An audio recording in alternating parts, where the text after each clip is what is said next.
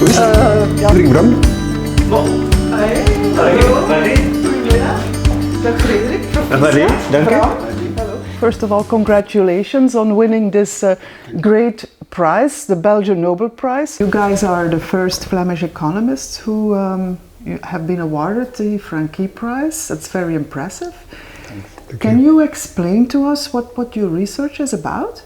In microeconomics, the standard model assumes that a household consisting of different individuals behaves as a single decision maker. So the household is kind of black box and they behave rational in economics language. But in empirical research, it has been demonstrated over and over again that it does not fit the data very well. Mm-hmm.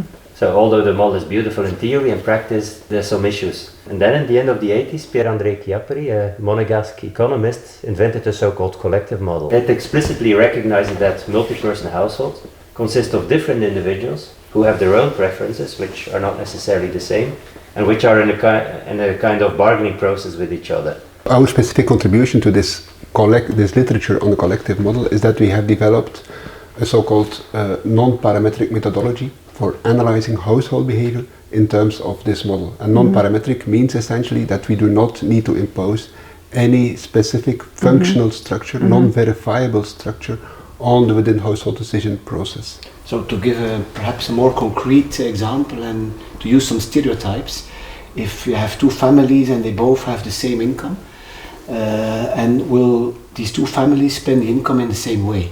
So for instance, the mother wants to spend the income on the children, and that's really one stereotype, the father on his own hobbies.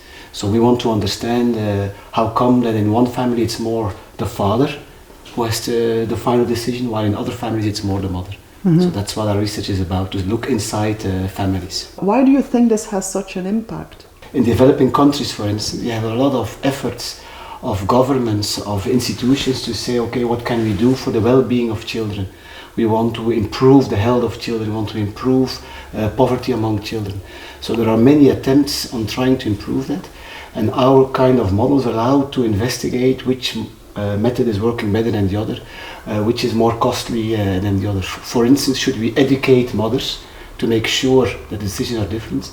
Should we change the norms in these societies? Should we transfer money? So these are already three very different things. A big advantage of these models is that they allow us to assess well-being at the level of the individuals within the household, which is not possible within the standard model. And so it also allows us to assess the impact of policies for individuals within the households rather than at the household level. There will be a lot of potential for applications of your research.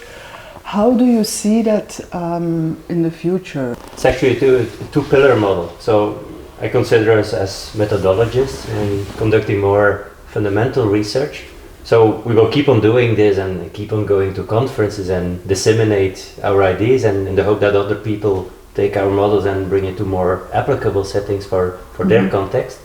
But then indeed at the same time we have that second pillar that we also want to a bit leave our comfort zone, and it's kind of group work. I mean, science as a whole, we all work together. You have people who are very good in fundamental research, and there's people who are very good in translating that fundamental research to more practical applications. And we all have only 24 hours a day, so you can't do everything. So it's also a matter of dissemination and trying to convince others to work further with your models. Did you choose the research topic because you expected it to have a lot of societal impact? Actually, to be honest, we chose the topic because of the challenge. So it was in the first year really fundamental research where we had a model in economics, but if you write it down, it was a mathematical challenge to say you have data at the household level, but you want to identify something on the individual. So you want to say what are the preferences of individuals, you want to say how is money shared inside the household. So it was really a fundamental question. I think that was, for me at least, the motivation in the beginning. The one, of course, does not exclude the other. The fact that this first research, even though it was rather fundamental, rather technical research, the fact that it has published very well is because of the potential poly impact at that time. Of course, now we are working on actual problems more than then, but then the fact that this was published well is probably to a large extent also because it had this potential impact from the start. even though we didn't really explore it at that time. And I'm convinced that it also helps. So these puzzles that we solved, that fundamental research, these good publications, helped us later to attract funding. That funding helped us to gather the data. Now it results in this Francqui Prize. I'm truly convinced that all this will help us to have impact on society later. So now we are experts in this topic. We have the tools to answer more relevant empirical questions. It was essential that we went through these first 5 years, 10 years. Basically through this theoretical research, in fact, to have really these policy impactful applications. This was a necessary step and a necessary investment at the time. It's very difficult to do good research, which is important from a societal point of view. Without that basis, I mean, you need to be able to connect things. So the fundamental aspect should never be ignored.